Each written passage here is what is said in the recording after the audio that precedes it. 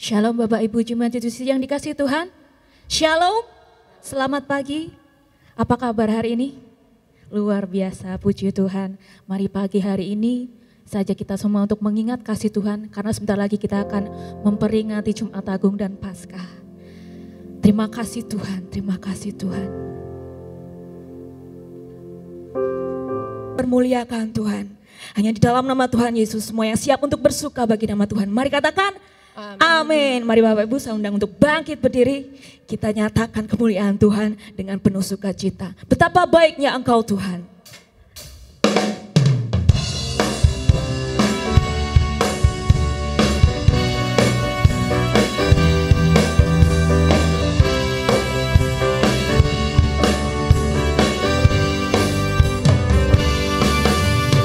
Betapa baiknya Engkau Tuhan. Kasih-Mu tiada berkesudahan. Betapa mulia kasih-Mu Yesus. Jiwaku diselamatkan. Betapa baiknya Engkau Tuhan. Kasih-Mu tiada berkesudahan. Betapa mulia kasih-Mu Yesus. Jiwaku diselamatkan. Hosana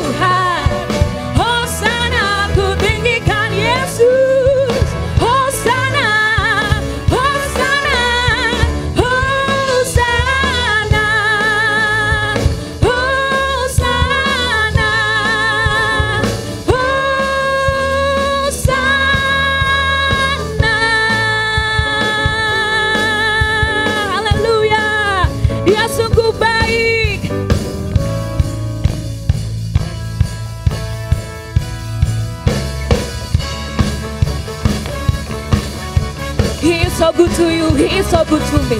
He is so good to all of us.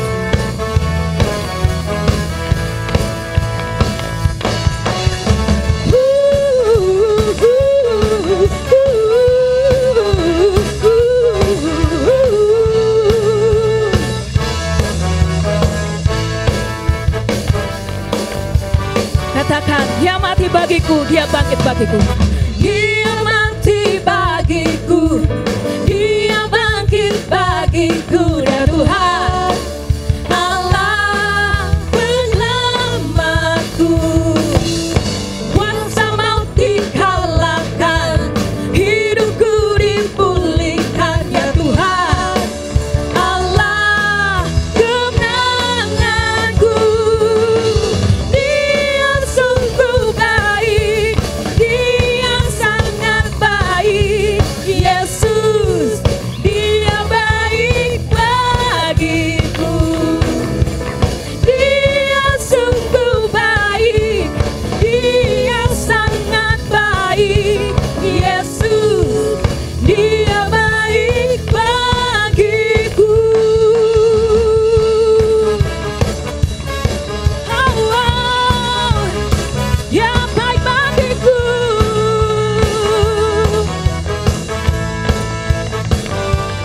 Katakan, dia ada di dalamku, dia bergerak di hidupku. Dia ada di dalamku, bergerak di hidupku, dia Tuhan, dialah kekuatan kita. Kekuatanku, dia penuhi hati setiap kita. Penuhi hatiku dengan kuasa kasih-Nya, dia Tuhan Allah kemenanganku. Dia sungguh baik, dia sangat baik, Yesus, dia baik bagiku. Dia sungguh baik, dia sangat baik, Yesus, dia baik bagiku. Biarkan musik pemuji Tuhan.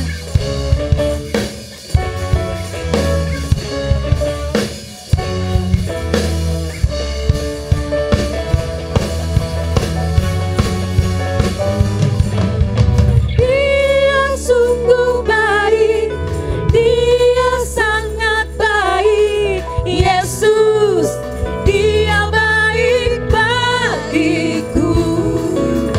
Dia sungguh baik, dia sangat baik. Katakan, Yesus, dia baik bagiku. He is so good to you. He is so good to you. He is so good to me.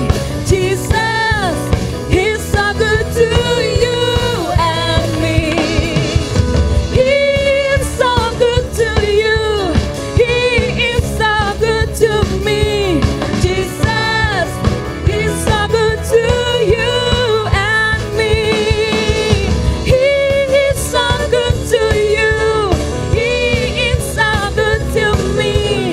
Jesus, He is so good to you and me. He is so good to you. He is so good to me.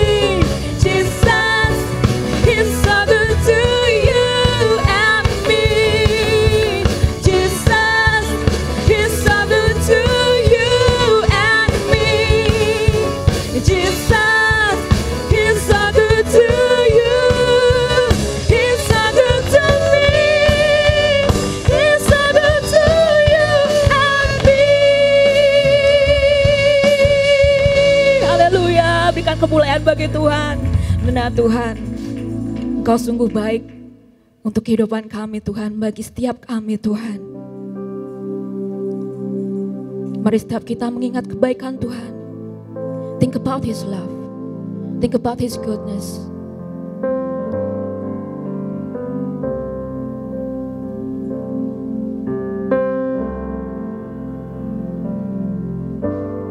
Think about His love. Think about His goodness.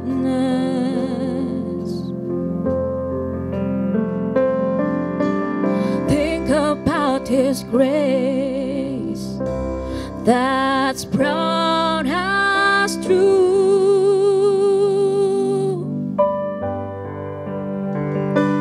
For as high as the heavens above, so great is the measure of our Father's love.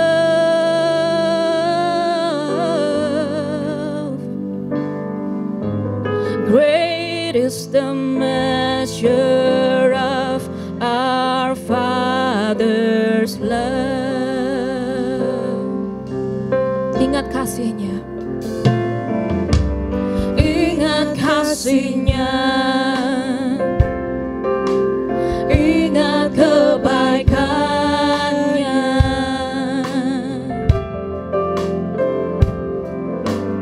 dan anugerah-Nya selamatkanku.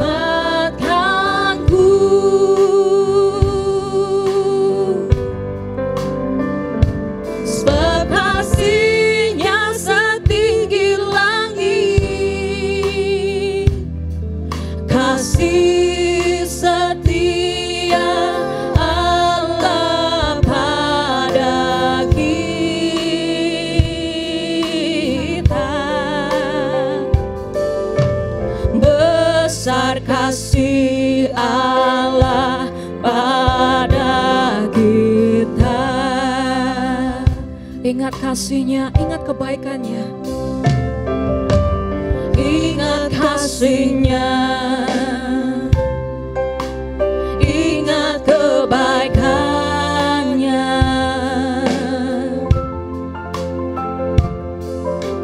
dan anugerah-Nya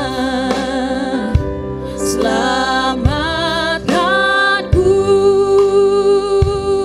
Sebab kasih-Nya besar, sebab kasih-Nya setinggi langit, kasih setia Allah pada kita. Besar kasih Allah pada kita.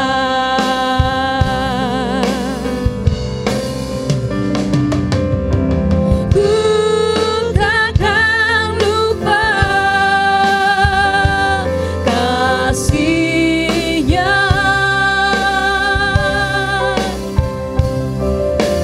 Ku takkan lupa anugerah-Nya. Dia penuhkan, Ia penuhkan dan puaskan hasratku. Katakan besar kasih Allah, besar kasih Allah pada kita.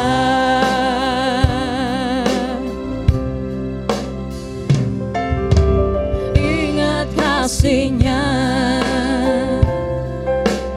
ingat kebaikan-Nya,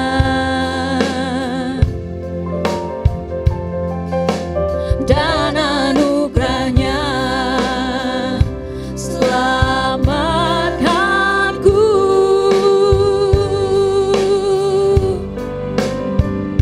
Sebab kasih-Nya setinggi langit, kasih setia Allah pada kita.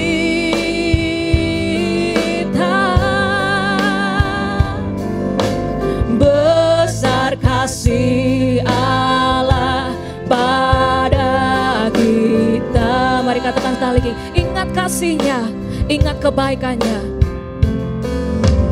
ingat kasih-Nya, ingat kebaikan-Nya, kebaikannya dan anugerahnya, ya yang selamatkan setiap kita. Sebab kasih-Mu tinggi, sebab kasih-Nya setinggi langit. Kasih setia Allah pada kita. Besar kasih Allah pada kita.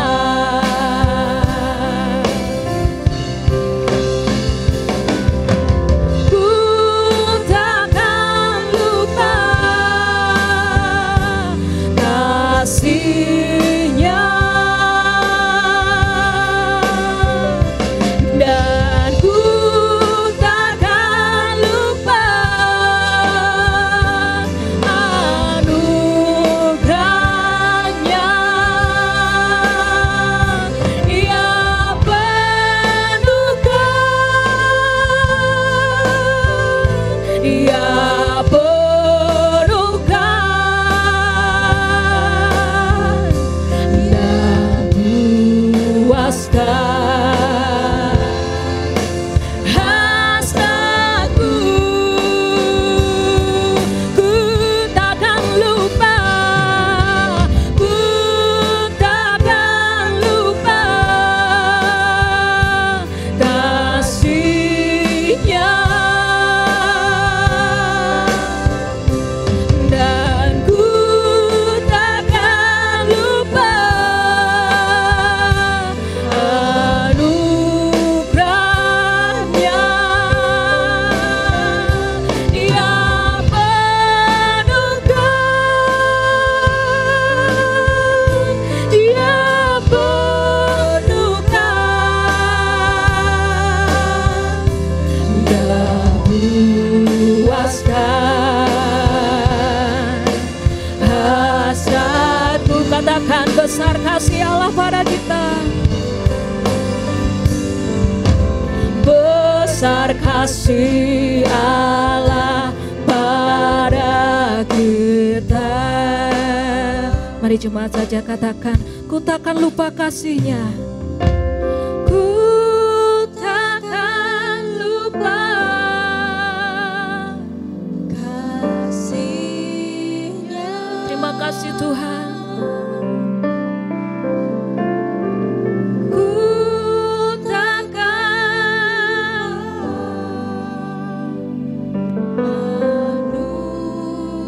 anugerah-Mu begitu besar bagi setiap kami Tuhan. Ia penuhkan, Ia penuhkan dan puaskan hasratku. Ku takkan lupa, ku takkan lupa kasih-Nya.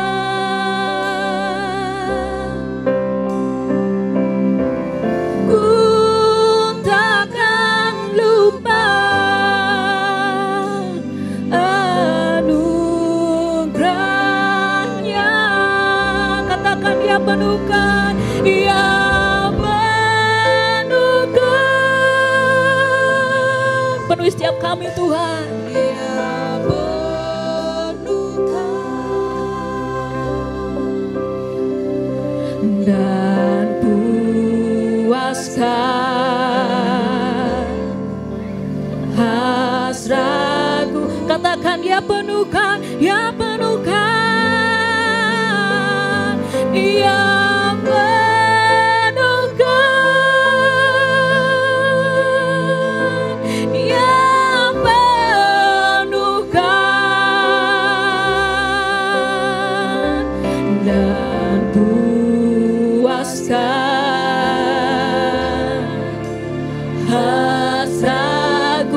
penuhkan, dia penuhkan, dia penuhkan, ia penuhkan, penuhi setiap kami Tuhan, ia penuhkan,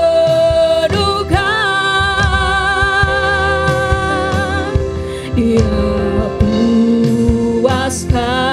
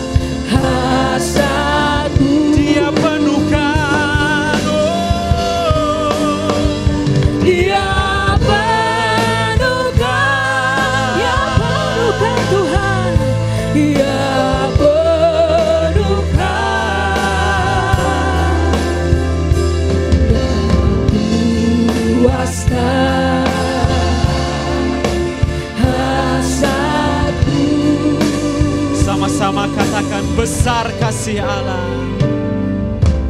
Besar kasih Allah pada kita. Bau ruach Elohim, datanglah roh Tuhan, penuhi setiap kami, penuhi setiap jiwa kami. Hati yang haus dan lapar akan dipuaskan oleh roh-Mu ya Tuhan. Ada kekuatan yang supernatural yang dari surga, yang turun ke atas setiap kepala anak-anak-Mu. Sehingga mereka menjadi kuat menjalani hidup ini. Menjadi orang yang penuh dengan hikmat Tuhan. Kami siapkan hati kami untuk mendengarkan kebenaran firman-Mu. Urapi hamba-Mu, Pak Chang, yang telah Engkau utus dari Korea, menjadi berkat untuk setiap kami pada pagi hari ini. Yang siap menerima firman Tuhan berkata, amin. Berikan kemuliaan buat Tuhan saudara, silahkan duduk. Pagi hari ini kita akan dilayani oleh hambanya, Bapak Pendeta Chang Yong Min, THM. Beliau adalah lulusan dari Chongshin Theological Seminary di Seoul, Korea Selatan. Beliau adalah bagian dari South Korean Missionary, GMS, lembaga misionari dari Korea. Dan saat ini melayani sebagai dosen teologi dan pembina asrama di STT Kanaan Nusantara di Ungaran. Beliau juga sebagai pengurus Yayasan Kanaan Nusantara sebagai wakil ketua. Hari ini kita akan menerima berkat besar. Kasih tahu kanan kirimu, aku siap terima berkat hari ini. Mari kita beri tepuk tangan, kita sambut Pak Chang Yong Min.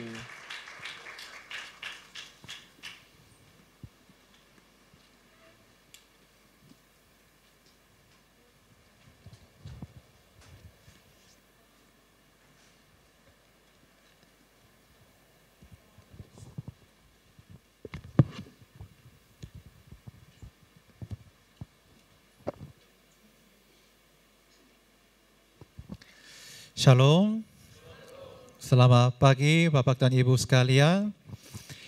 Selamat pagi.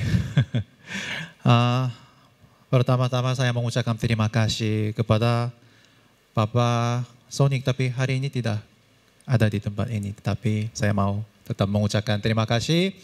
Dan kepada semua majelis-majelis dan pimpinan-pimpinan gereja, namanya G2CC.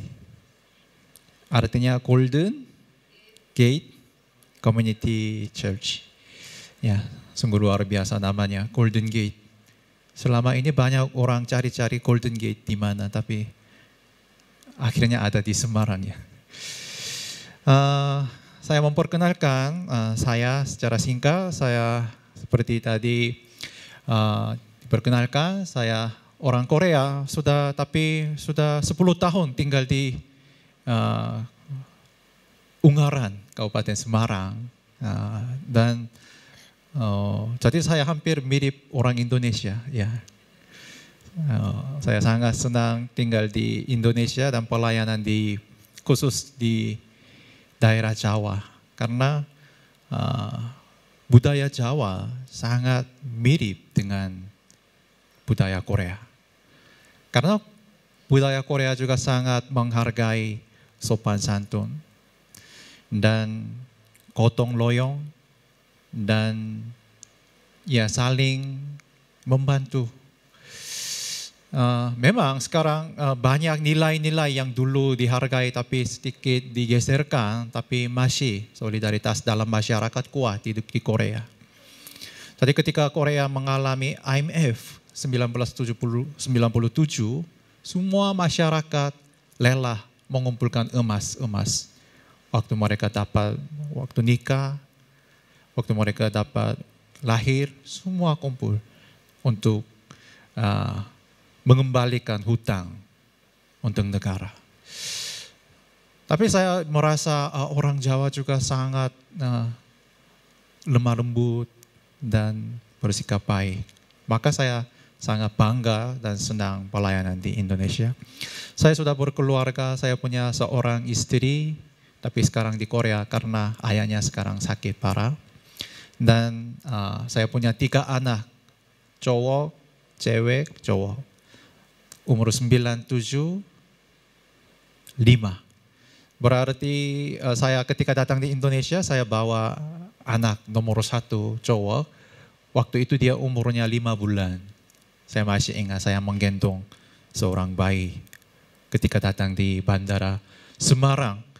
Dulu Bandara Semarang tidak seperti sekarangnya. Apakah ada yang masih ingat bandara yang lama? Dan berarti nomor 2 dan nomor 3 lahir di Semarang. Mereka bukan buatan Korea tapi buatan Indonesia. Made in Indonesia. Mereka sejak lahir tinggal di Indonesia, maka mereka lebih merasa nyaman tinggal di Indonesia. Kalau keluarga saya kunjungi Korea, mereka bilang, ayo cepat pulang. Saya lebih senang tinggal di Indonesia. Saya yakin gereja-gereja di Indonesia akan mengalami pertumbuhan yang luar biasa ke depan. Karena saya merasa Tuhan sangat-sangat mengasihi orang Indonesia dan bangsa Indonesia. Saya harap hubungan antara dua negara itu, Korea dan Indonesia, berperan penting bagi seluruh dunia untuk memberitakan Injil dan membawa jiwa-jiwa di seluruh dunia kepada Yesus Kristus, satu-satunya juru selamat di dunia ini. Tema hari ini, cuci tangan Pontius Pilatus. Karena sekarang melewati masa Prapaskah, saya mau mengajak bapak-bapak, ibu-ibu bersama-sama merenungkan cuci tangan Pontius Pilatus, seorang yang hebat. Saat ini tidak bisa dipungkiri jika sifat egois sudah menjadi sesuatu yang lumrah. Egois berarti hanya ingin mencari keuntungan untuk dirinya sendiri dan tidak mempunyai rasa tanggung jawab. Di dalam Alkitab juga sebenarnya sudah diperingatkan bahwa dunia akan menjadi semakin jahat seiring berjalannya waktu. Ketahuilah bahwa pada hari-hari terakhir akan datang masa yang sukar. manusia akan mencintai dirinya sendiri. Dan menjadi hamba apa ya? Hamba uang. Banyak orang pikir salah, mereka menguasai uang, mereka memakai uang, tetapi tidak. Alkitab berkata mereka menjadi hamba uang karena mereka mencintai diri sendiri. Ini sungguh luar biasa. Kalau seorang mencintai diri sendiri, dia pasti akan menjadi hamba uang. Tidak merasa bebas. Selalu khawatir. Selalu gelisah hatinya. Mereka tidak tahu mengasihi. Lebih menuruti hawa nafsu daripada menuruti Allah. Secara lahiriah mereka menjalankan ibadah mereka, tetapi pada hakikatnya mereka memungkiri kekuatannya. Jauhilah mereka itu. Ini kata-kata Rasul Paulus kepada anaknya, yaitu Timotius. Alkitab memperingatkan kita untuk menjauhi orang-orang seperti ini. Hari ini kita akan bersama-sama membahas salah satu contoh yang egois yang terdapat dalam firman Tuhan, yaitu Pontius Pilatus. Pontius Pilatus merupakan orang yang sangat-sangat istimewa karena hanya dia satu-satunya nama yang disebut dalam pengakuan iman rasuli. Tidak ada muncul nama manusia yang lain. Hanya Pontius Pilatus saja muncul dalam pengakuan iman rasuli. Namun sayangnya alasan tersebut tidak bersifat positif, tapi negatif. Saat ini kita sedang menjalani masa Prapaskah. Dan orang yang paling disebut adalah Yudas dan Pontius Pilatus ini. Mari kita mencari tahu apa sebenarnya yang membuat dia menjadi orang egois. Kisah Pontius Pilatus terdapat dalam kitab Perjanjian Baru tentang kisah sengsara Tuhan Yesus. Pada masa 26 sampai 36 Masehi, Pontius Pilatus menjabat sebagai gubernur kelima provinsi Yudea sebagai perwakilan Kekaisaran Romawi. Sekarang gubernur Jawa Tengah siapa? Dulu Pak Ganjar, sekarang sudah diganti. Sudah ada hasilnya? Belum. Jadi Pontius Pilatus seperti gubernur Jawa Tengah, provinsi Yudea cukup luas. Kaisar Romawi yang mengangkat dia menjadi wali pemerintahan Romawi di Yudea adalah Kaisar Tiberius. Karena pada saat itu Yudea berada di bawah penjajahan Romawi. Hal ini tertulis dalam Injil Lukas pasal 3 ayat yang pertama. Sebagai wali pemerintahan Romawi, Pontius Pilatus memegang kekuasaan penuh untuk mengawasi seluruh wilayah di provinsi tersebut dan memimpin tentara Romawi yang jumlahnya kurang lebih 120 pasukan berkuda dan 2.500 sampai 5.000 pasukan infanteri.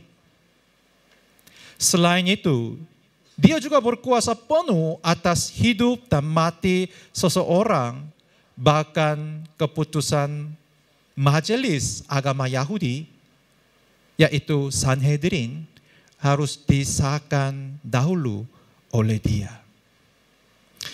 Pontius Pilatus berhak juga untuk mengangkat para imam besar serta mengawasi bait suci dan seluruh dana-dananya. Namun, sebagai seorang pemimpin, Pontius Pilatus sama sekali tidak bisa memberikan teladan yang baik selayaknya seorang pemimpin.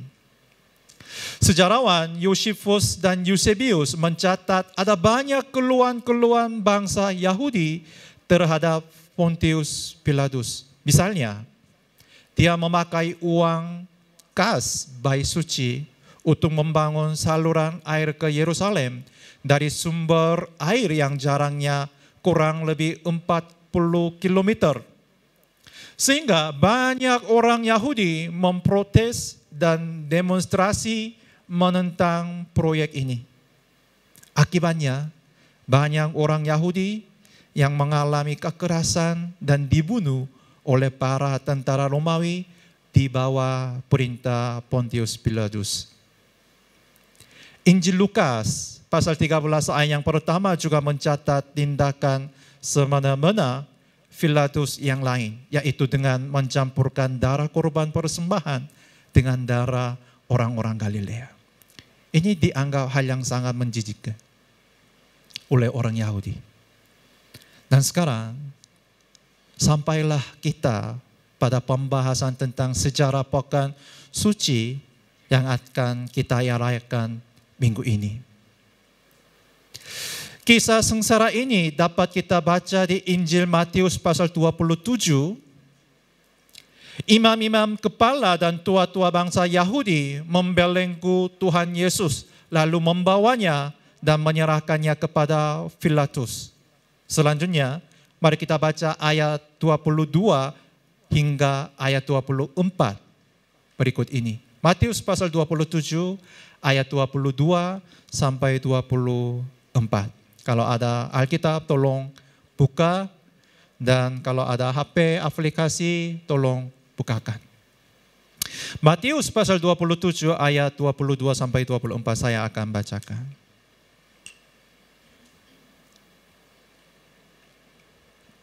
Ada PPT di depan? Layar. Ada? Belum ada. Matius pasal 27 ayat 22 saya akan bacakan. Kata Pilatus kepada mereka, "Jika begitu, apakah yang harus kuberbuat dengan Yesus yang disebut Kristus?" Mereka semua berseru, "Ia harus disalibkan." Katanya, "Tetapi kejahatan apakah yang telah dilakukannya?" Namun mereka makin keras berteriak, "Ia harus disalibkan." Ketika Pilatus melihat bahwa segala usaha akan sia-sia, malah sudah mulai timbul kekacauan, ia mengambil air dan membasuh tangannya di hadapan orang banyak dan berkata, "Aku tidak bersalah terhadap darah orang ini. Itu urusan kamu sendiri." Matius menggambarkan kalau saat itu Pontius Pilatus berada dalam suatu posisi yang sulit untuk mengambil keputusan. Orang-orang Yahudi menghendaki kematian Yesus, akan tetapi Pilatus sama sekali tidak dapat menemukan kesalahan dan kejahatan Yesus. Pontius Pilatus tahu bahwa Yesus tidak bersalah. Namun pada akhirnya ia lebih memilih untuk mengorbankan Yesus daripada menyelamatkannya. Setelah itu Pilatus mencuci tangan dengan mengklaim bahwa dia tidak bersalah terhadap darah Yesus. Dia memilih menyalibkan Yesus hanya karena dia tidak ingin ikut campur tangan dengan urusan orang lain. Dan dia tidak ingin mendapat masalah. Setelah itu dia tidak ingin pusing dan ikut bertanggung jawab dengan masalah yang tidak ada hubungannya dengan dia. Yesus memang akan mati sesuai dengan kehendak dan ketetapan Tuhan, serta nubuatan para nabi dalam perjanjian lama. Namun, bukan berarti kesalahan Pontius Pilatus hilang begitu saja. Sama seperti Yudas yang mengkhianati Yesus dan orang-orang Yahudi yang menjebak Yesus, dosanya tetap ada terlepas dari pekerjaan Tuhan. Kisah Pontius Pilatus ini bisa menjadi bahan refleksi bagi kita, bagi umat Kristen dalam masa pra-Paskah ini. Upaya cuci tangan Pontius Pilatus dalam kapasitasnya sebagai wakil kekaisaran Romawi di wilayah Yudea saat itu secara tidak langsung membuka jalan bagi Yesus untuk mengalami penderitaan dan penyaliban di Bukit Golgota. Tindakan cuci tangan dan tidak bertanggung jawab yang dilakukan oleh Pontius Pilatus sebagai seorang pemimpin tidak ubahnya, dengan apa yang terjadi pada masa kini. Kita tidak perlu menunjuk orang lain, sebab bisa jadi kita sendiri juga melakukan hal yang sama dengan apa yang dilakukan Pilatus dalam kehidupan sehari-hari. Cuci tangan dalam berbagai hal sudah menjadi hal yang lumrah terjadi dalam kehidupan sehari-hari saat itu. Baik sengaja maupun tidak sengaja, yang membiarkan dan tidak memperhatikan orang lain dengan cara melemparkan tanggung jawab kita. Sekarang ini, semakin banyak orang yang tidak mau memikul tanggung jawab mereka.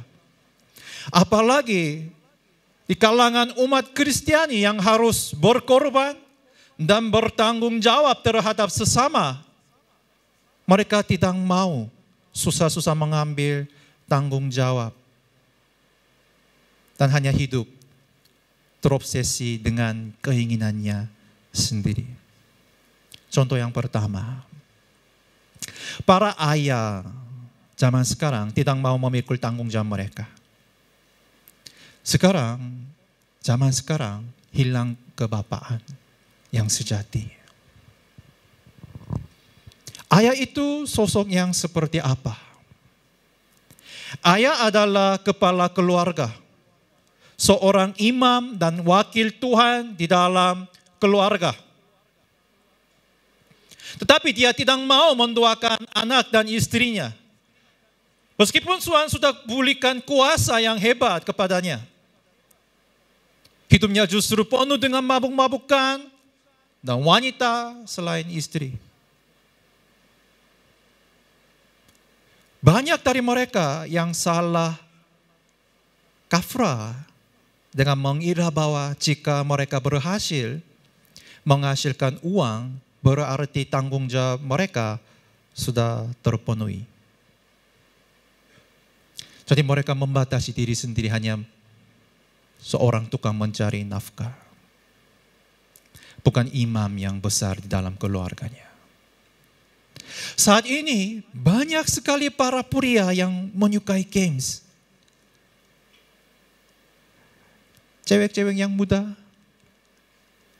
jauhilah laki-laki yang suka games. Tidak akan berubah setelah menikah. Benar. Kata-kata kasar tidak akan berubah. Tapi sayangnya banyak perempuan-perempuan Buddha salah paham. Kalau nikah dia akan berubah. Kalau dia punya anak dia akan berubah. Jangan pikir seperti itu. Manusia tidak bisa berubah. Dalam karakter maupun perkataan dan perilakunya. Kalau ada anugerah yang dan kuasa Roh Kudus sesungguh luar biasa, ia bisa berubah. Tapi dengan kekuatan manusia tidak mungkin. Memberi nasihat akan sia-sia. Marahi, kamu membuat kamu capek. Banyak ayah berdalih, lelah dan capek sehingga mengabaikan anak-anak mereka dan tidak mau bertanggung jawab dalam mendidik dan merawat anak-anaknya. Mereka lebih memilih untuk menghabiskan waktu dengan menonton pertandingan sepak bola, bermain games, dan media sosial, sama sekali tidak memperhatikan anak dan istrinya. Oleh karena itu, dia tidak bisa menjadi berkat bagi keluarganya, karena dia juga jarang mengajak berdoa dan membaca Alkitab bersama. Memang itu tugas yang paling utama sebagai ayah.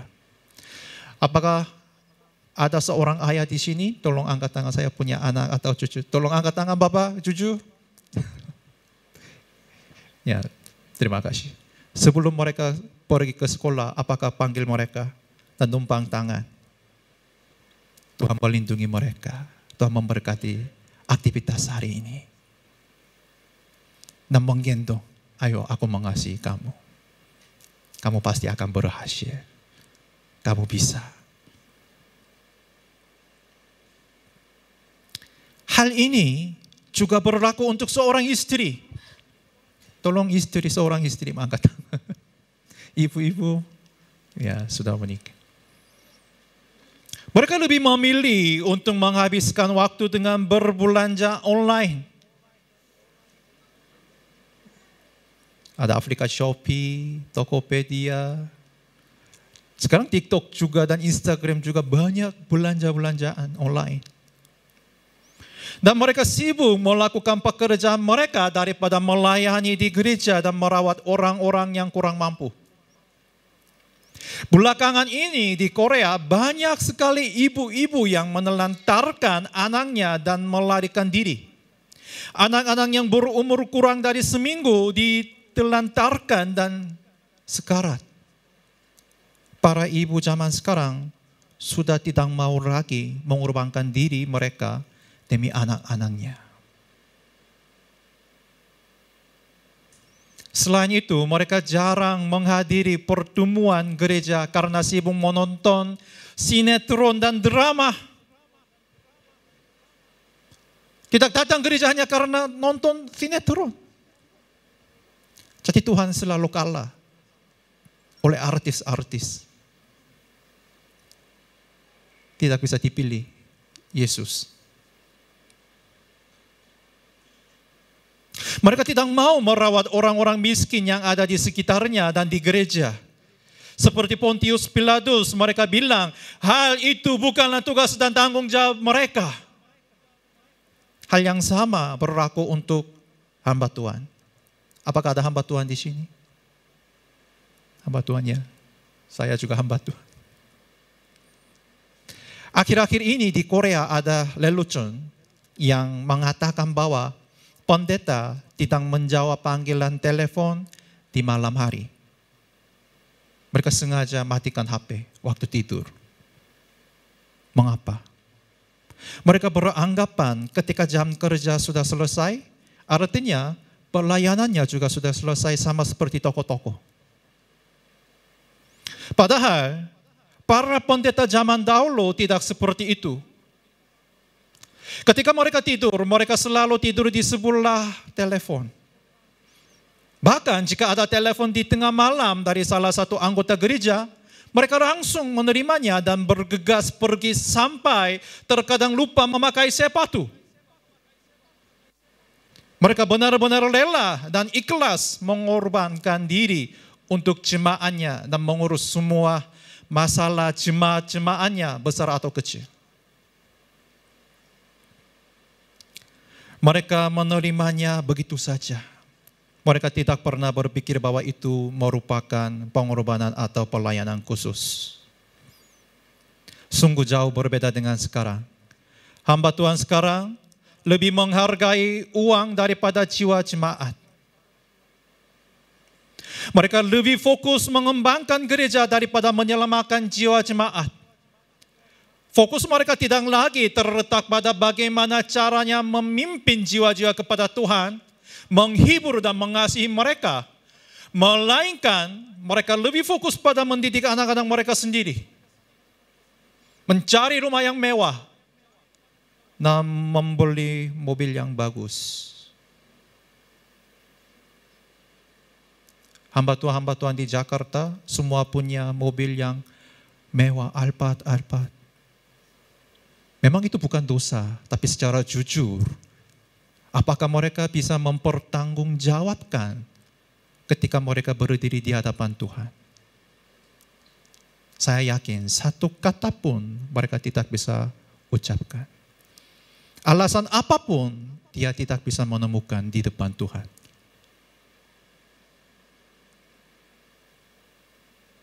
Berkat yang tidak mengalir itu busuk, berbau.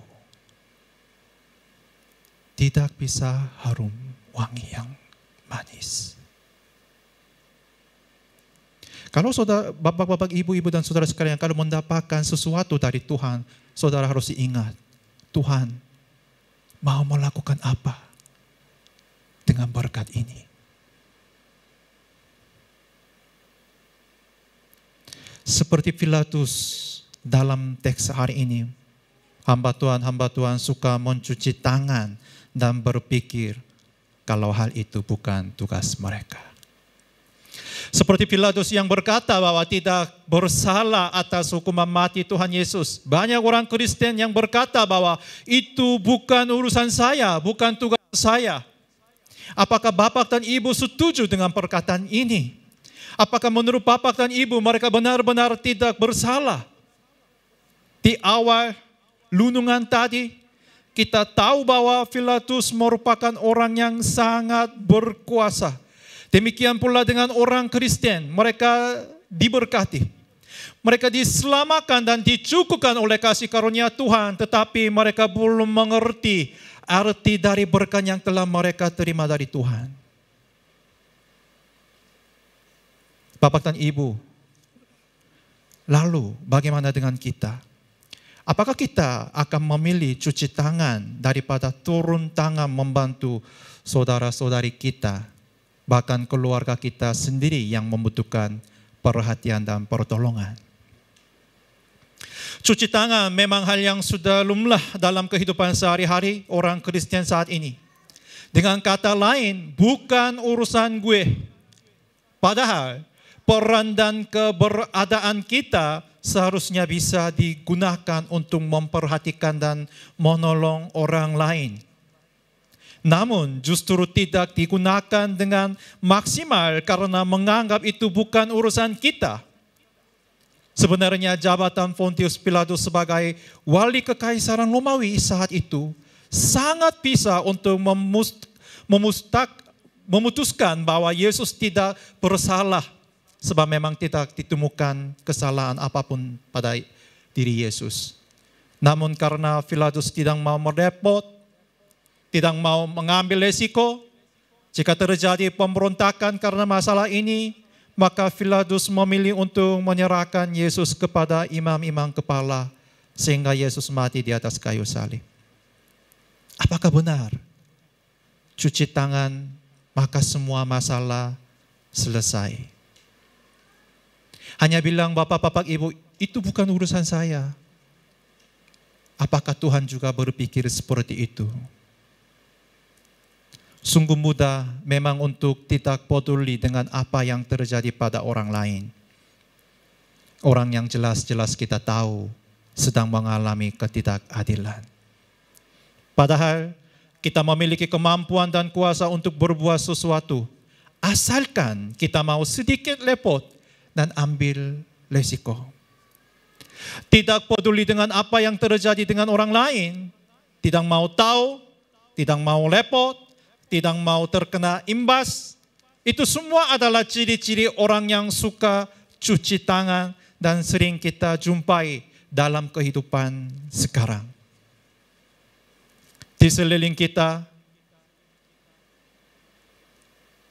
terkadang kita menjumpai orang yang sungguh-sungguh membutuhkan uluran tangan dan bantuan kita. Apakah itu orang sakit, orang yang kekurangan, orang dengan kebutuhan khusus, anak yatim piatu, bahkan orang jompo.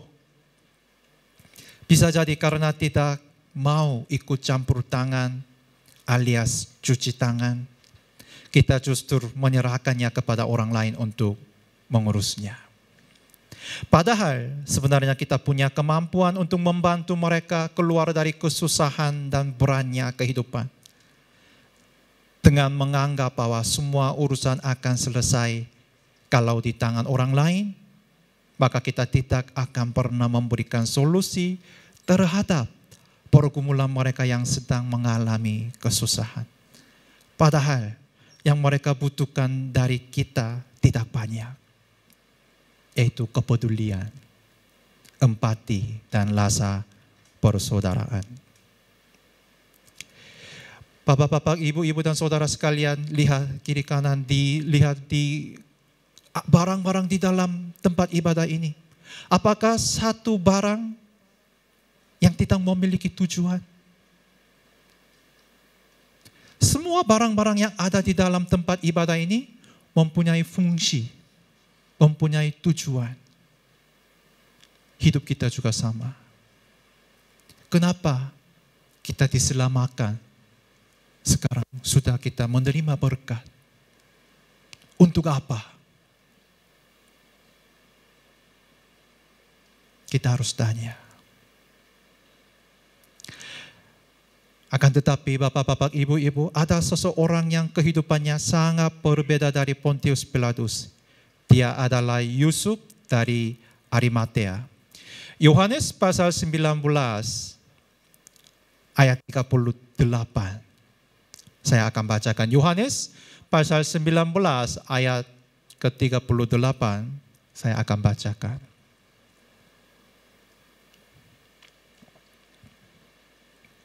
Sesudah itu, Yusuf dari Arimatea, ia murid Yesus. Tetapi sembunyi-sembunyi karena takut kepada orang Yahudi. Meminta kepada Pilatus supaya ia diperbolehkan menurunkan mayat Yesus.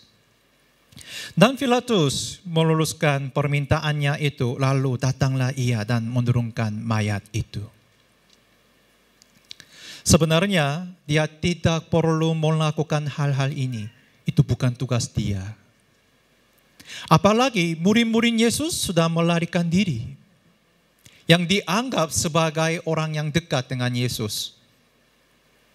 Namun meskipun dulu dia merasa takut kepada orang-orang Yahudi, tapi sekarang dia berani. Dia mau mengambil resiko besar dan mengorbankan dirinya untuk menguburkan Yesus. Ada seseorang membunuh Yesus karena tidak mau ambil resiko.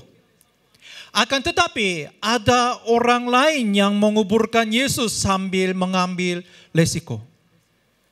Dia adalah orang yang mau turun tangan, mau memikul salib, dan berani ambil resiko besar untuk menurunkan jenazah Tuhan Yesus di atas kayu salib dan menguburkannya. Dan orang-orang berani mengambil resiko adalah pengikut Tuhan Yesus yang sejati. Inilah jalan salib, jalan yang dipilih dan dilalui oleh Tuhan kita. Alkitab memberitahu kita bahwa ada jalan mau turun tangan dan ada jalan cuci tangan di dunia ini. Ada jalan Yesus dan ada jalan Pilatus. Yesus tidak perlu menjadi manusia. Tidak seorang pun dapat mengkritik Yesus karena dia tidak pernah melakukan hal yang buruk dan salah. Namun Yesus bersedia menanggung beban itu. Inilah jalan yang harus dilalui oleh kita sebagai umat Kristiani, yaitu jalan salib. Ini bukan jalan Pilatus, ini bukan jalan cuci tangan, tapi jalan mau turun tangan, jalan memikul beban dan memikul salib. Gereja haruslah menjadi komunitas orang-orang seperti ini. Komunitas yang saling memikul beban dan menjadi komunitas yang penuh dengan minat, cinta, dan perhatian. Sangat-sangat sayang dan prihatin. Zaman sekarang, gereja-gereja di Korea, jemaat tidak mau datang pada hari Sabtu untuk bersih-bersih di tempat ibadah mereka.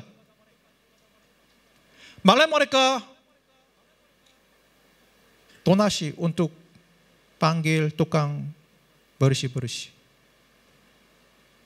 Apakah ini benar?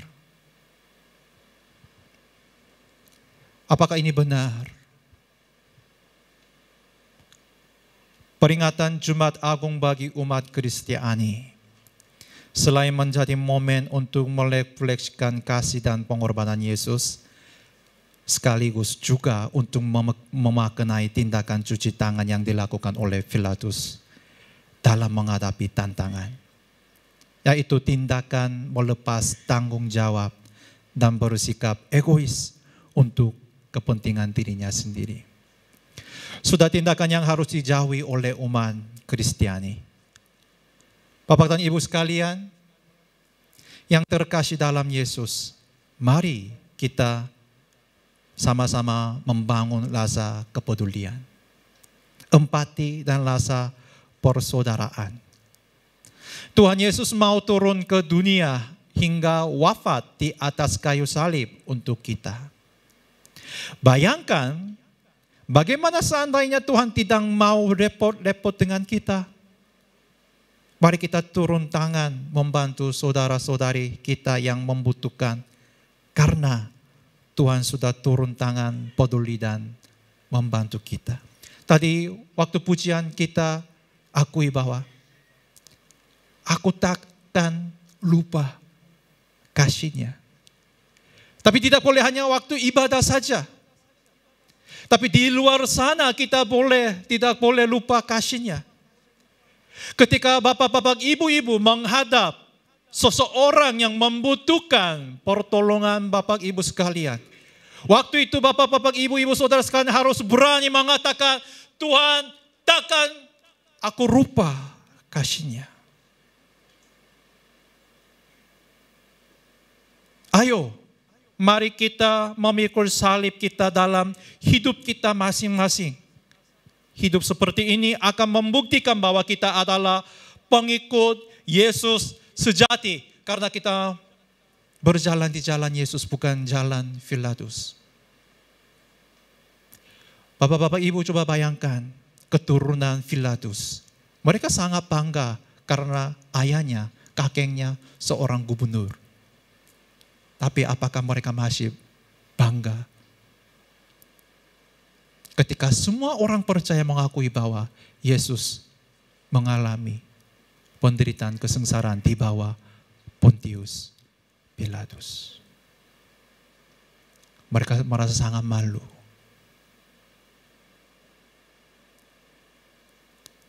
Saya menyediakan sebuah video yang pendek. Kalau firman Tuhan cukup sekian, saya mau ajak menyaksikan sebuah video pendek yang kecil. Setelah itu, mari kita menaikkan sebuah pujian kepada Tuhan sebagai respon kita terhadap firman Tuhan hari ini. Judulnya Unsung Hero, itu pahlawan tidak punya nama. Mari kita saksikan video yang pendek itu.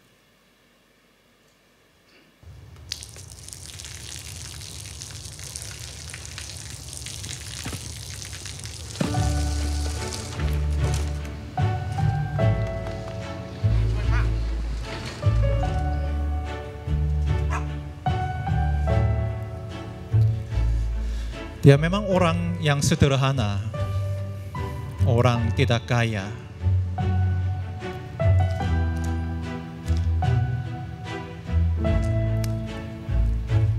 Mama dan anaknya duduk untuk mencari biaya sekolah. เขาจะได้อะไร ถ้าเขาทำแบบนี้ทุกวัน Dia melakukan ini untuk apa setiap hari?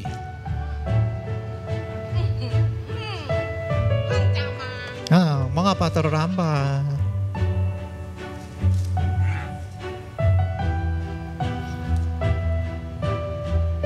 Topengnya tipis. Dia pun ragu-ragu karena dia tahu dia orang tidak mampu.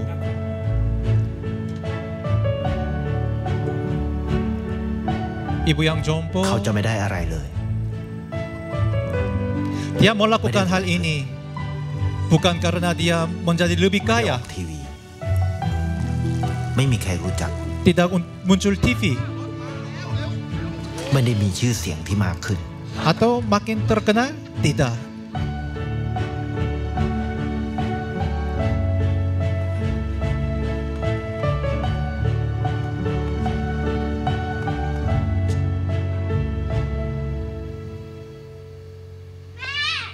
Ibu,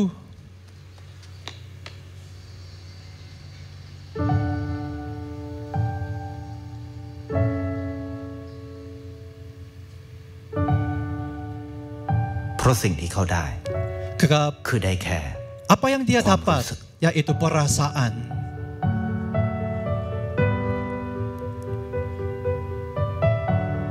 Perasaan. ได้เห็นความสุข Dia membuktikan bahwa kebahagiaan ได้เข้าใจ adalah mengerti lebih dalam posisi orang lain. ได้ความรัก Lebih merasakan cinta ได้ในสิ่งที่เงินซื้อไม่ได้ dan menerima apa yang tidak bisa dibeli dengan uang. ได้โลกที่สวยงามกว่าเดิม Dan Dia membuat dunia ini makin indah.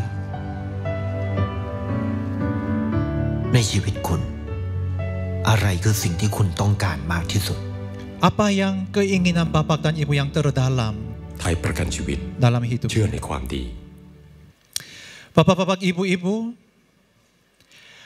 ada dua jenis gereja di dunia ini.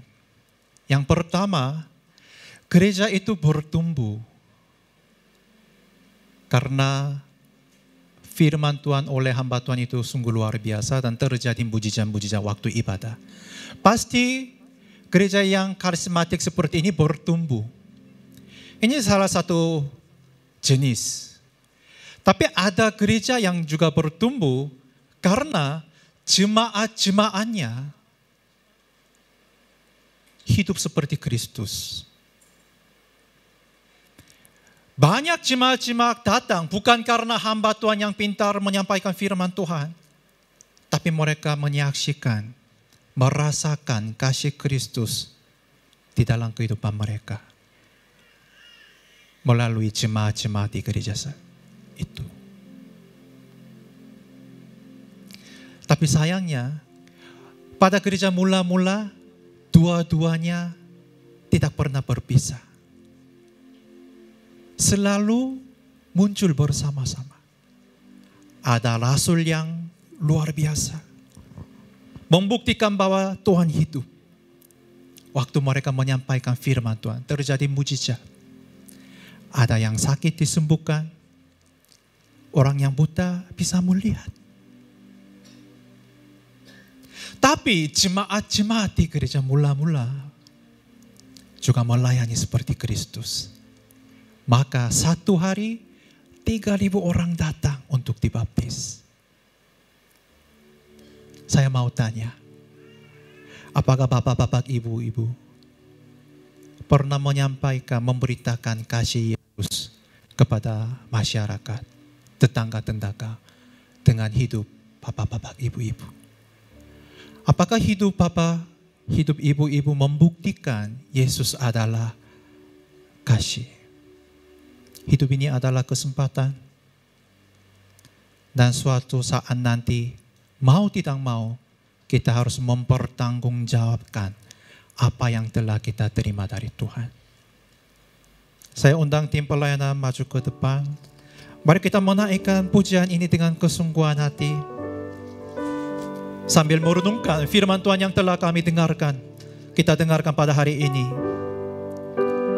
Yesus berkata, hidup ini kesempatan. Untuk apa? Untuk menjadi kaya? Untuk muncul TV?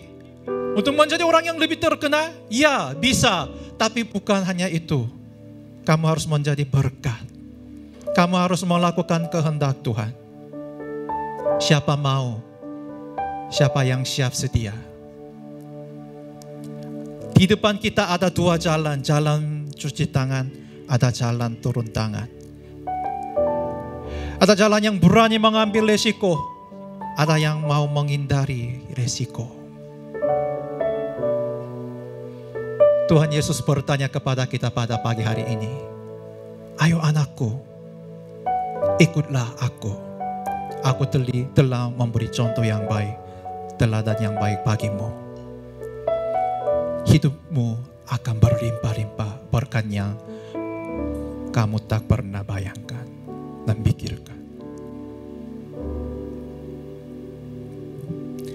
Hidup ini adalah kesempatan. Hidup ini untuk melayani Tuhan. Jangan sia-siakan waktu yang Tuhan beri. Hidup ini harus jadi berkat. Kita katakan sekali lagi. Hidup ini adalah kesempatan. Hidup ini untuk melayani Tuhan. Jangan sia-siakan. Jangan sia-siakan apa yang Tuhan beri, hidup ini harus jadi berkat. Oh Tuhan, Oh Tuhan, pakailah hidupku selagi aku masih kuat. bila Saatnya nanti ku tak berdaya lagi, hidup ini sudah jadi berkat. oh Tuhan, Oh Tuhan, pakailah hidupku. Oh Tuhan, selagi aku masih bisa, aku masih kuat, aku masih melakukan sesuatu. Bila saatnya nanti ku tak berdaya lagi, hidup ini sudah jadi berkat. Bapak, Ibu, dan Saudara yang dikasihi Tuhan, saya menyampaikan bahwa hidup kita adalah sebuah kesempatan. Diberikan oleh Tuhan agar kita menjadi berkat. Jadi hidup kita bukanlah hanya untuk diri kita sendiri. Karena Tuhan sudah mati bagi kita semua.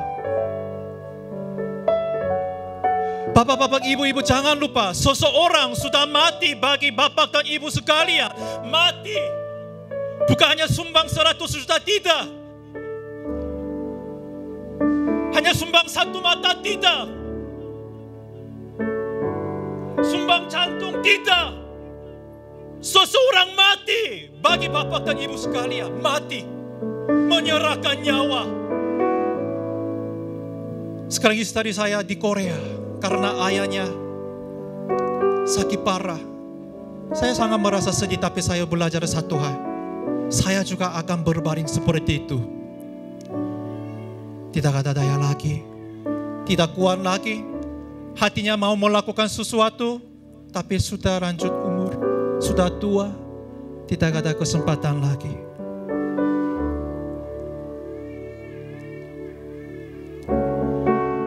Sama seperti Yesus yang rela mengorbankan diri untuk kita, Tuhan juga ingin supaya kita menjadi tangan dan kakinya.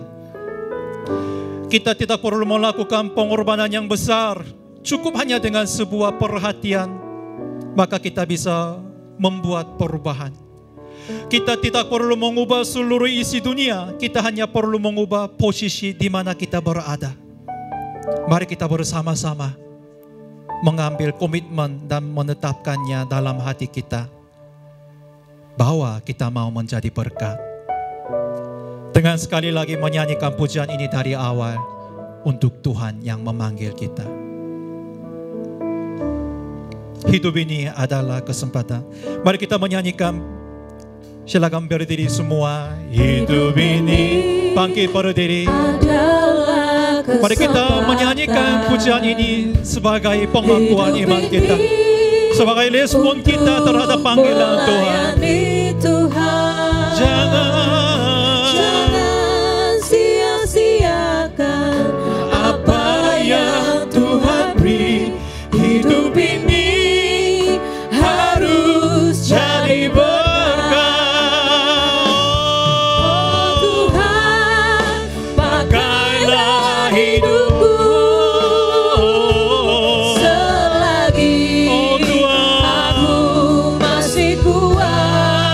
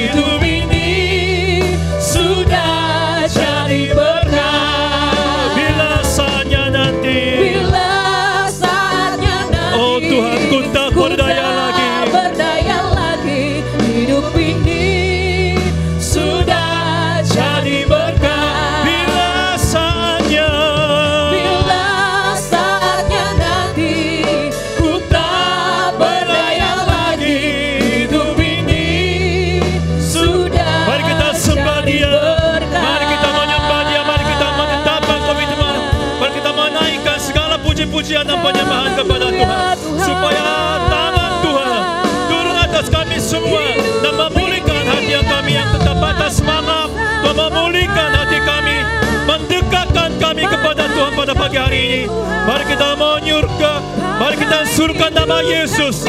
Mari kita bersuruh kepada Tuhan, supaya Tuhan mengaruniakan berkat yang sungguh luar biasa pada pagi hari ini ya Tuhan.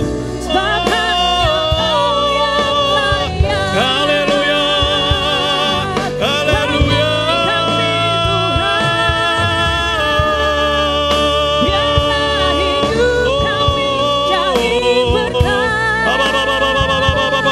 Biar Tuhan menjamah hati setiap jemaat lagi pagi ini, supaya mari membawa hidup mereka di kaki Yesus Kristus. Menjadi murid Yesus Kristus, supaya Tuhan menyertai mereka, memberkati mereka, memakai mereka sebagai kaki dan tangan-Mu ya Tuhan. Biar mereka melakukan segala sesuatu yang berkehendak Tuhan, berkenan kepadamu Tuhan. Inilah kehendak-Mu ya Tuhan, inilah pengharapannya Tuhan, inilah kerinduan kami ya Tuhan. Inilah doa-doa kami yang permohonan kami pada pagi hari ini Tuhan. Supaya sesuatu yang mulia terjadi di dalam kehidupan kami masing-masing. Biarlah kami tidak menjadi orang yang munafik Tuhan. Dengan mulut memuji Tuhan, tetapi dengan hidup mengkhianati Yesus. Oh Tuhan, oh Tuhan, pakailah hidupku selagi aku masih kuat. Bila saatnya nanti ku tak berdaya lagi, hidup ini sudah jadi berkah. Mari katakan hanya dengan suara kita saja. Oh Tuhan, oh Tuhan, pakailah hidupku selagi aku masih kuat. Bila saatnya nanti ku tak berdaya lagi, hidup ini sudah jadi berkah. Kita katakan sekali lagi dengan suara kita saja. Oh Tuhan, pakailah hidupku. Tuhan, ini kerinduan kami ya Tuhan. Selagi aku masih kuat, bila saatnya nanti ku tak berdaya lagi, hidup ini sudah jadi berkah. Mari kita bersatu dalam doa. Tuhan, terima kasih atas kesempatan yang Tuhan berikan kepada kami pada pagi hari ini Tuhan. Kami bersama-sama merenungkan firman Tuhan sambil merenungkan kehendak Tuhan. Tuhan, kami mau pengikut Yesus Kristus yang sejati. Dalam pikiran, perkataan maupun perilaku kami Tuhan. Kiranya Tuhan memberkati setiap jemaat-jemaat yang ada di tempat ini, sehingga mereka tidak menjadi orang yang munafik. Dengan mulut mereka mengasihi Tuhan, tetapi dalam hidup, dengan perilaku perbuatan mereka mengkhianati Yesus. Mereka lebih memilih jalan Pontius Pilatus daripada jalan Yesus Kristus. Oh, kiranya Tuhan mengampuni kesalahan kami dan mengasihani kami semua yang masih hatinya jauh dari Tuhan. Tapi Tuhan, kami memohon Tuhan turut bekerja dalam kehidupan kami, sehingga kami benar-benar semakin dekat kepada Yesus Kristus. Hati kami semakin mengenal hati Tuhan. Kaki dan tangan kami semakin serupa dengan kaki dan tangan Yesus Kristus. Sehingga apa yang Engkau lakukan Tuhan, itu kami juga lakukan Tuhan. Jalan apa yang Tuhan Engkau telah pilih, kami juga pilih Tuhan. Sehingga kemuliaan Yesus Kristus, jalan Yesus Kristus dinyatakan dalam kehidupan kami ya Tuhan. Terima kasih Tuhan, terima kasih hamba-Mu yang lemah dan terbatas sudah mengakhiri menyampaikan kebenaran firman Tuhan. Tetapi Roh Kudus yang ada di dalam hati setiap jemaat terus-menerus bekerja. Sehingga mereka selalu ingat apa yang menerima pada pagi hari ini Tuhan. Itu menjadi dorongan, motivasi dan inspirasi bagi mereka Tuhan. Sehingga mereka semakin dewasa dalam setiap hal Tuhan. Terima kasih Tuhan, terima kasih. Hanya di dalam nama Yesus kami berdoa dan mengucap syukur. Haleluya. Yang percaya katakan amin. Silakan duduk kembali. Tuhan Yesus memberkati.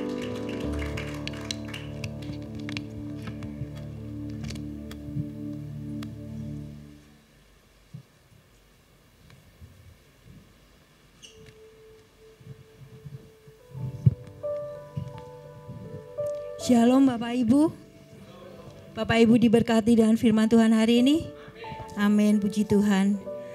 Gembala dan jemaat mengucapkan terima kasih atas pelayanan Bapak Pendeta Chang Yon Min. Kiranya Tuhan memberkati pelayanan dan keluarga. Kami menyambut jemaat yang baru pertama kali hadir dalam ibadah G2CC. Dan jika belum memiliki ibadah gereja yang tetap, kami menantikan kehadiran Bapak Ibu di ibadah G2CC berikutnya. Selamat datang kepada Bapak Irwan dari Surabaya. Selamat datang Bapak, mungkin bisa berdiri Bapak. Ada teman yang menyambutnya.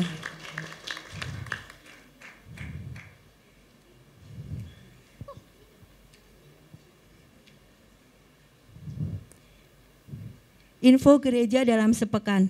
Nanti sore ada ibadah di G2CC bersama pukul 17.00 bersama Abuna Soni Saluku. Kemudian nanti sore juga ada ibadah online pukul 17.00 di channel Pastor Soni Saluku. Firman online hari Rabu tanggal 27 Maret pukul 19 melalui Zoom dan YouTube bersama Abuna Soni Saluku. Kemudian Breakthrough Prayer hari Jumat tanggal 29 Maret diliburkan. Ibadah sekolah minggu tanggal 31 pukul 08 di halaman gereja G2CC seperti biasa. Kemudian untuk anak-anak remaja, mari kita bergabung dalam acara Special for Youth G2CC yang akan diadakan pada hari Sabtu tanggal 30 Maret pukul 09.00. Untuk informasi, adik-adik bisa perhatikan pengumuman di grup Youth G2CC. Kemudian pada Jumat tanggal 29 Maret pukul 08.00 kita akan adakan ibadah spesial Jumat Agung.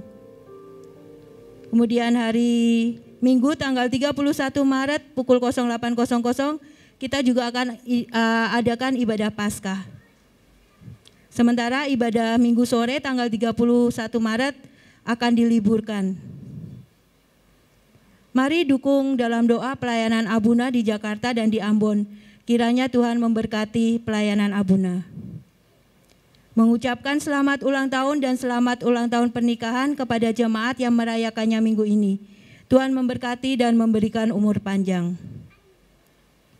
Menghimbau bagi Bapak Ibu Saudara ataupun ada anggota keluarga yang sedang demam, flu, batuk, dan pilek tidak diperkenankan untuk mengikuti ibadah secara onsite. Harap mengikuti ibadah secara online. Tetap menerapkan protokol kesehatan dimanapun kita berada dan beraktivitas. Demikian ibadah gereja dalam sepekan. Selamat hari Minggu, Tuhan Yesus memberkati. Shalom.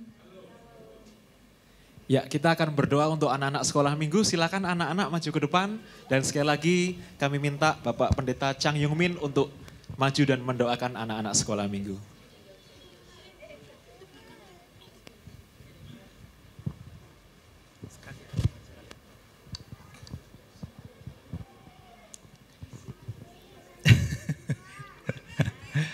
Ya, ini sungguh pengharapan gereja-gereja maupun bangsa negara Indonesia. Mari kita berdoa. Bapak dan Ibu, saya undang semua bangkit berdiri mengeluarkan tangan bagi mereka. Mari kita berdoa. Tuhan, kami sungguh terima kasih atas anugerah-Mu yang sungguh luar biasa. Kasih setia-Mu yang tak pernah berkesudahan di dalam kehidupan kami, ya Tuhan. Pada pagi hari ini Tuhan, kami memohon kuasa dan bimbingan Roh Kudus turun atas anak-anak yang ada di depan Tuhan. Tuhan selalu menyertai mereka, selalu menguatkan kaki dan tangan mereka, supaya mereka bisa mengerjakan apa yang berkenan kepada Tuhan. Diberkatilah mereka saat dan keluar dan masuk. Diberkatilah saat mereka studi dan belajar. Tuhan menambah hikmat dan bijaksana atas mereka, sehingga mereka belajar. Mereka dianggap seorang pintar, bijaksana Tuhan. Tapi bukan hanya secara jasmani, tapi secara rohani, secara spiritual. Mereka selalu berkenan kepada Tuhan. Kiranya Tuhan berikan kekuatan dan kesehatan kepada mereka, sehingga mereka berani menghadapi tantangan yang besar, tapi mereka tidak pernah patah semangat. Biarlah mereka selalu meninggikan nama Yesus Kristus. Mereka menghormati dan menghargai nama Allah Bapa. Dan mereka selalu menjadi bangga orang tua, sukacita orang tua. Mereka selalu menjadi saluran berkat, alat kemuliaan Tuhan. Dan menjadi teman-teman yang baik bagi sesama manusia. Terima kasih Tuhan, terima kasih. Melalui mereka, keluarga mereka juga diberkati. Orang tua pun diberkati.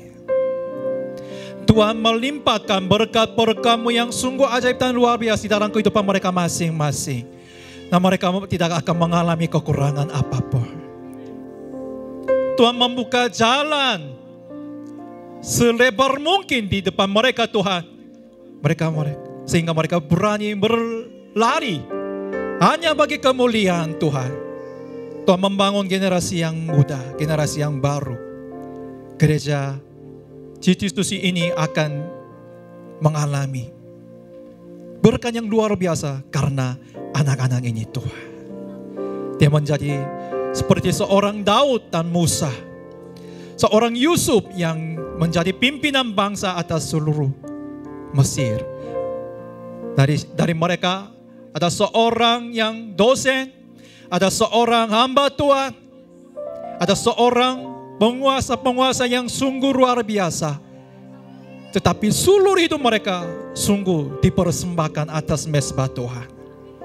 Sehingga semua yang melihat mereka bisa merasakan kuasa-Mu yang selalu menyertai mereka Tuhan. Terima kasih Tuhan, terima kasih. Kami menyerahkan anak ini ke dalam tangan-Mu yang berkuasa. Hanya di dalam nama Yesus kami berdoa dan mengucap syukur. Haleluya, haleluya, amin. Amin, amin. Silakan duduk. Terima kasih Pak Chang. Abuna Sony secara pribadi mengucapkan terima kasih untuk pelayanan Pak Pendeta Chang Yung Min THM, Gamsa Menida. Terima kasih Pak Chang, kami sangat diberkati dengan khotbahnya, sangat memberkati. Abuna juga titip salam, selamat datang untuk Bapak Irwan dari Surabaya, sahabat Abuna Sony dari Surabaya. Kemudian yang ulang tahun dan wedding anniversary akan didoakan minggu depan, menunggu Abuna pulang ya. Dukung doa untuk pelayanan Abuna di Jakarta dan di Ambon. Lalu mari saya undang kita semua untuk bangkit berdiri, kita akan menutup ibadah kita. Mari semua tundukkan kepala. Mengucap syukur untuk ibadah pagi hari ini ya Tuhan. Engkau telah berbicara kepada setiap kami. Biarlah firman itu boleh diam di hati kami, bertumbuh dan berbuah menjadi serupa dengan Engkau. Kami juga membawa setiap persembahan dan persepuluhan kami yang diserahkan ke rumah Tuhan di G2CC di tempat ini. Berkatilah 5 roti dan 2 ikan ini yang diserahkan kepadamu Tuhan.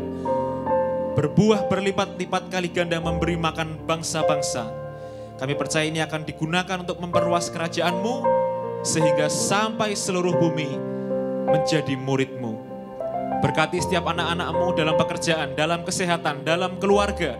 Biarlah hal-hal baik turun atas mereka sepanjang tahun 2024 ini.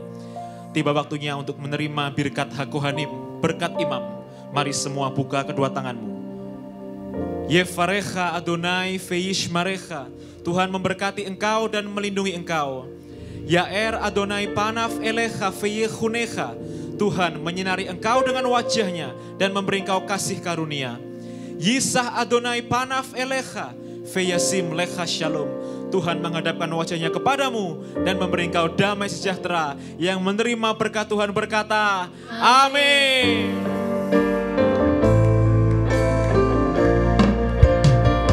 Yang membelah laut, yang teduhkan badai, yang mustahil pun terjadi.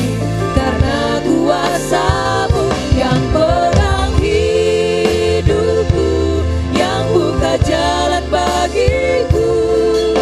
Kau membuat mujizat sejati, yang membelah laut, yang teduhkan badai, yang mustahil pun terjadi. Karena kuasa-Mu yang pegang hidupku, yang buka jalan bagiku. Kau membuat mujizat sejati, yang membelah laut, yang teduhkan badai, yang mustahil pun terjadi. Karena kuasa-Mu yang pegang hidupku, yang buka jalan bagiku. Kau membuat mujizat sejati, Kau membuat mujizat sejati, Kau membuat mujizat sejati. Kau membuat mujizat sejati. Haleluya. Silakan duduk Bapak Ibu, silakan ambil saat teduh sejenak.